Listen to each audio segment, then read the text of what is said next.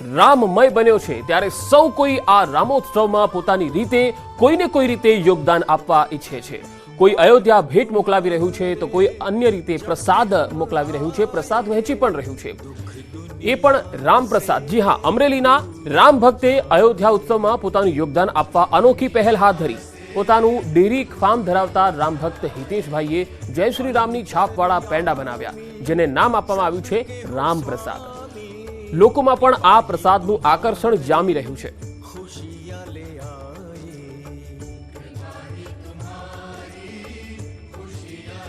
અમે જય શ્રી રામ લખીને પ્રસાદ બનાવેલો છે।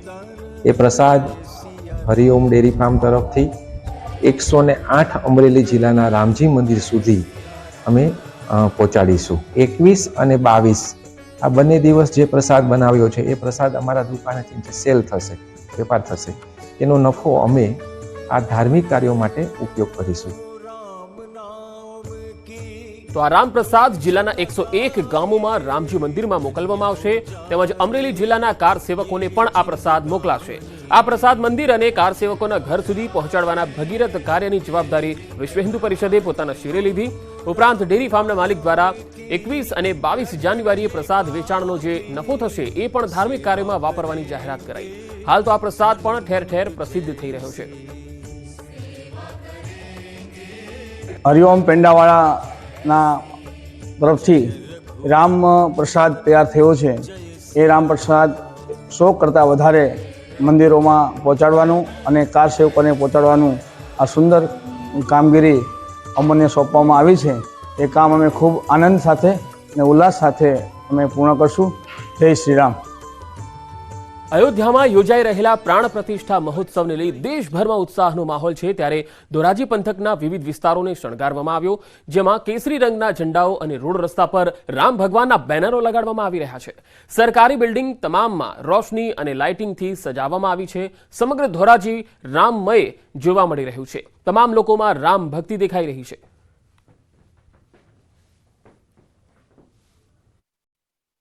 ધોરાજી શહેરની અંદર આજે તમે આપ જોઈ રહ્યા છો કે આખા શહેરની અંદર જય શ્રી રામના નામ સાથેની ઝંડીઓ ફરકી રહી છે।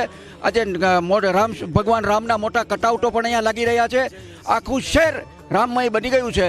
ધોરાજીની અંદરમાં બહુ ઉત્સાહનો માહોલ છે। ઘેર ઘેર જેમ આપણે મોદી સાહેબે કીધું હતું કે ભાઈ ઘેર ઘેર દીવા પ્રગટાવવા, એને લઈને માણસો બહુ ઉત્સાહમાં છે। ધોરાજી માધવ ગૌશાળા પણ સારી એવી રોશનીને આયોજન કરેલું છે અને બહુ અતિ સારો એવો માહોલ છે। ધોરાજીની અંદર દિવાળી કરતાં પણ ખૂબ વધુ ઉત્સાહનો માહોલ છે। ઘરે ઘરે રંગોળી પૂરવામાં આવી છે, મહિલાઓ દ્વારા ઘર શણગારવામાં આવ્યા છે અને શેરીઓ ગલીઓની અંદર રામ ભગવાનના પોસ્ટરો લોકો દ્વારા લગાવવામાં આવ્યા છે। ભવ્ય રામ મંદિર પ્રાણ પ્રતિષ્ઠા મહોત્સવને લઈ જૂનાગઢમાં મનપા દ્વારા રામલીલાના કાર્યક્રમનું આયોજન કરવામાં આવ્યું છે। જૂનાગઢના ઇતિહાસમાં પહેલી વખત શહેરની ઐતિહાસિક બહાઉદ્દીન કોલેજ ખાતે 21 જાન્યુઆરીએ સાંજે 6 કલાકે રામલીલાનો કાર્યક્રમ થશે। આ કાર્યક્રમ દિલ્હીના કલાકારો દ્વારા યોજાનાર છે, ત્યારે મનપા મેયર, સ્થાયી સમિતિ ચેરમેન અને રામલીલાના કલાકારોએ સ્થળની મુલાકાત લીધી। મનપાએ તમામ શહેરીજનોને આ કાર્યક્રમ નિહાળવા ભાવભર્યું આમંત્રણ આપ્યું છે।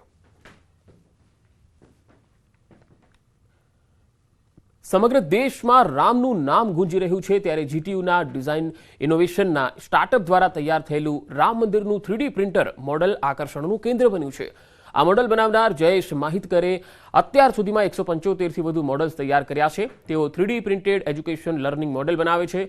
તેમણે બનાવેલા ઇસરોના PSLV રોકેટ મોડલની પણ ભારે પ્રશંસા થઈ હતી। તો હાલ બનાવેલ રામ મંદિરના મોડલની પણ ખૂબ પ્રશંસા થઈ રહી છે। આ મોડલમાં PLA મટીરિયલનો ઉપયોગ પણ કર્યો છે। અલગ અલગ લેયરમાં બનેલા આ મોડલને બનાવતા 4 થી 5 કલાકનો સમય લાગ્યો।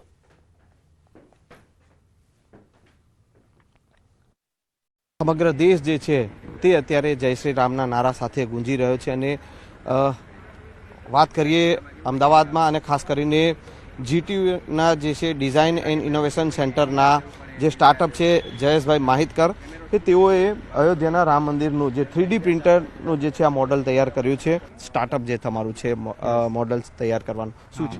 યસ, એટલે અમારું સ્ટાર્ટઅપ જે છે 3D printed learning models, educational learning models અમે બનાવીએ છીએ.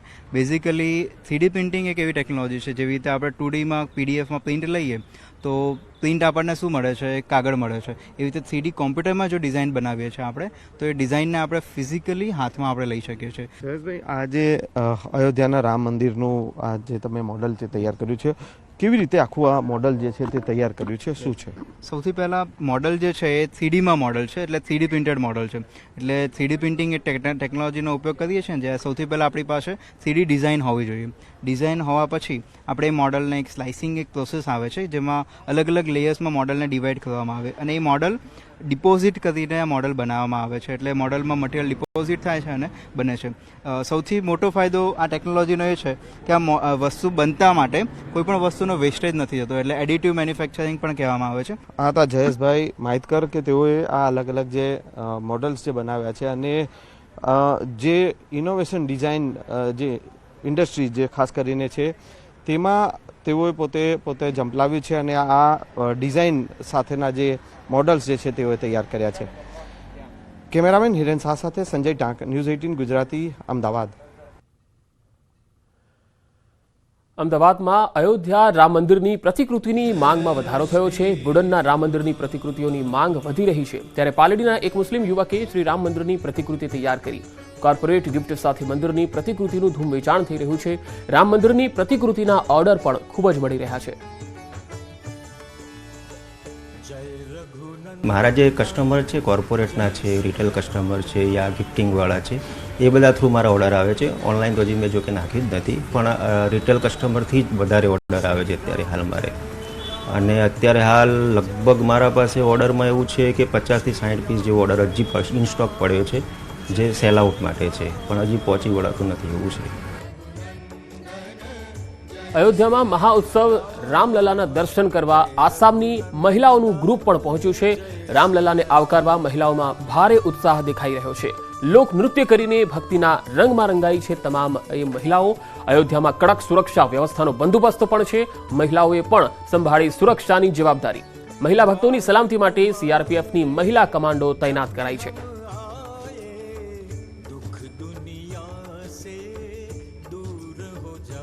અયોધ્યામાં જ્યાં ભક્તોનો જમાવડો છે ત્યાં અહીંયા સિક્યુરિટીનો જે આખો જે વિભાગ છે તેમાં આપ જોઈ શકો છો કે હવે મહિલાઓએ પણ કમાન્ડ સંભાળી લીધી છે અને તેઓના હાથમાં જે આપણે કહીએ છીએ કે મહિલાઓ હાથમાં વેલણ જોવા મળે છે, પરંતુ અહીંયા ગન જોવા મળે છે અને ગન સાથે પણ અહીંયા મહિલાઓ જે છે સિક્યુરિટીમાં અત્યારે તૈનાત થઈ ગઈ છે. લગભગ 50 જેટલી મહિલા કમાન્ડો અહીંયા ઉપસ્થિત છે અને તેઓએ હવે આ બાગડોર સંભાળી લીધી છે. અને જેને લઈને એટલા માટે કારણ કે અહીંયા મોટી સંખ્યામાં મહિલાઓ ભક્તો પણ આવી રહ્યા છે, તેમને કોઈ અગવડ ન પડે, ક્યાંક ઝીઝક ના મહેસૂસ કરે, તેને લઈને હવે મહિલાઓ અહીંયા ઉપસ્થિત છે. અને આપ જોઈ શકો છો કે સવારથી જ હવે તો અહીંયા આ પોઈન્ટ તેમને આપવામાં આવ્યો છે. 50 જેટલી મહિલાઓ છે જેમને અલગ અલગ પોઈન્ટ પર તૈનાત કરવામાં આવી છે. આ લોકોની જે ટ્રેનિંગ હોય છે, હાથમાં ગન પણ છે, રાઇફલ્સ પણ છે અને જે રીતે પુરુષો જે કામ કરી શકે છે, જે ડ્યુટી કરી શકે છે, એ જ પ્રકારની ડ્યુટી તેઓ પણ કરતા હોય છે. 1 વર્ષની ટ્રેનિંગ બાદ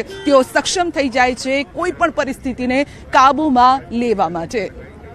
કેમેરામેન પ્રકાશ દેસાઈ સાથે સંધ્યા પંચાલ, ન્યૂઝ 18 ગુજરાતી, અયોધ્યા. દેશ અને દુનિયામાંથી ભક્તો અયોધ્યા નગરીમાં આવી રહ્યા છે અને અહીંયા જોઈ શકો છો કે આસામથી આ મહિલાઓનું ગ્રુપ છે તે આવ્યું છે રામલલ્લાના દર્શન કરવા માટે. જેમ ગુજરાતમાં આપણે ગરબા કરતા હોઈએ છીએ, કંઈક એ જ પ્રકારનો ડાન્સ તેઓ કરી રહ્યા છે, 3 તાળીનો, અને તેમની જ ભાષામાં તેઓ એક ગીત ગાઈ અને રામલલ્લાને આવકારી રહ્યા છે, ભજન ગાઈ રહ્યા છે અને તેઓ તે રીતે જ રામની भक्ति करी रहा है. कहाँ से आए? आसाम से आए. अच्छा, और ये आप क्या? सब ग्रुप है मेरा, ग्रुप है भी. और क्या गा क्या रहे हैं आप अभी? बंगाली गाने. बंगाली गाने जी. उसका मतलब क्या होता है? मतलब क्या होता है? शादी के टाइम में गाना गाने वाले गान गाती है. राधा के साथ मिलन करने के लिए कुंजों के साथ ये गाना गा रही हूँ. हम लोग अपना कल्चर का है, बंगाली भाषा का. हाँ, जो श्री कृष्ण और राधा का साथ मिलन किया है, इस टाइम में कुंजों में जो आती है वो टाइम में राधा का साथ प्रेम लीला करती है, इसलिए वो गाना हम लोग गा रहे हैं, अपना कल्चर का गाना. तो અહીંયા એ જ ભક્તિમય માહોલ છે અને ભક્તિના ગીત ગાઈ અને રામ લલ્લાને આવકારી રહ્યા છે. ભલે આ ભજન કે ગીત કૃષ્ણ ભગવાનનું હોય, પરંતુ જે ઉત્સાહ છે, ઉમંગ છે, તે રામ લલ્લાને જ લઈને છે અને તેઓ આસામથી આવ્યા છે આ મહિલાઓનું ગ્રુપ. કેમેરામેન પ્રકાશ દેસાઈ સાથે સંધ્યા પંચાલ, ન્યૂઝ 18 ગુજરાતી, અયોધ્યા. અમદાવાદના રામ ભક્તોએ બનાવ્યો રામ પથ્થર, જે પાણીમાં નાખ્યા બાદ પણ ડૂબતો નથી. અમદાવાદના સાઉથ બોપલ વિસ્તારમાં રહેતા રામ ભક્ત ભાવેશ દવે અને મહર્ષિ દેસાઈ સહિત 11 લોકોની ટીમે રામ પથ્થર બનાવ્યો. ગુજરાતના અંબાજી મંદિર પાસેથી રામ પથ્થર માટે વિશેષ આરસ પહાણ જેવો પથ્થર શોધવામાં આવ્યો. ત્યારબાદ ટેકનિકથી આકાર આપવામાં આવ્યો. લગભગ 500 ગ્રામ વજન ધરાવતા આ પથ્થરને 4 લાખથી પણ વધારે કિંમત ખર્ચીને તૈયાર કરાયો છે. આ રામ પથ્થર પર રામ ભગવાનના જાપ કરવામાં આવ્યા. આગામી સમયમાં આ પથ્થર અમદાવાદથી અયોધ્યા જશે.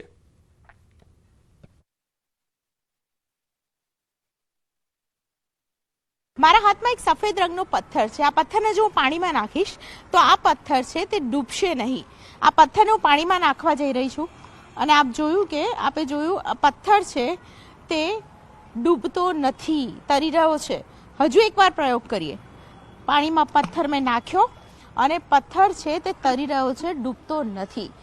આ પથ્થર, તેને રામ પથ્થર નામ આપવામાં આવ્યું છે અને આ રામ પથ્થર બનાવનાર અમદાવાદના 2 રામ ભક્તો છે કે જેમણે આ પ્રકારે રામ પથ્થર બનાવ્યો છે. મારી સાથે ભાવેશ દવે અને મહર્ષિ દેસાઈ છે, તેમની સાથે વાત કરીશું. ભાવેશભાઈ, સૌથી પહેલા મને જણાવશો કે આ પથ્થરની ખાસિયત શું છે? કેમ આ પથ્થર છે ગમે તેટલે તમે પાણીમાં નાખો તે ડૂબતો નથી?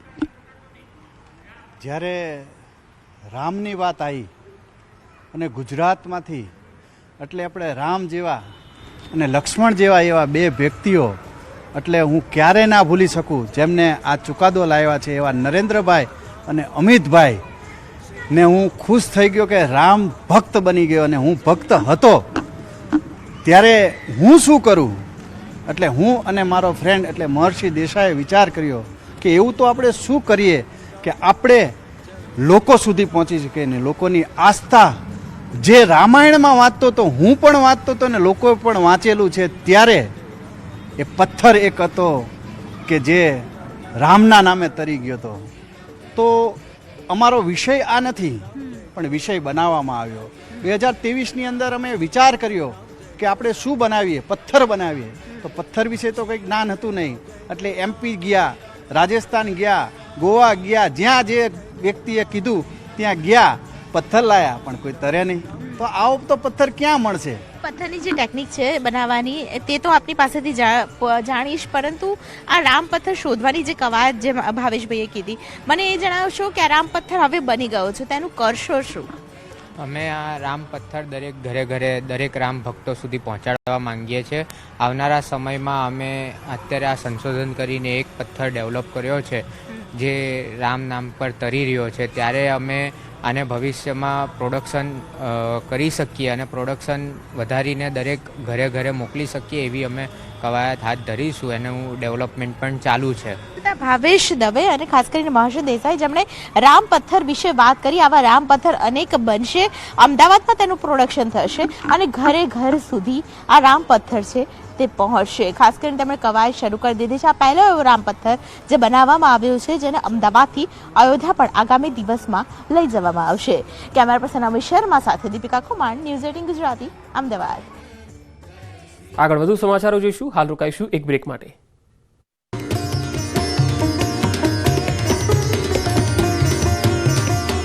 તેને કાપડી સત્તા હોસ્પિટલે નિયંત્રણ પત્ર જાહેર કર્યો. દર્દીઓની સલામતી માટે આ નિર્ણય લેવાયો.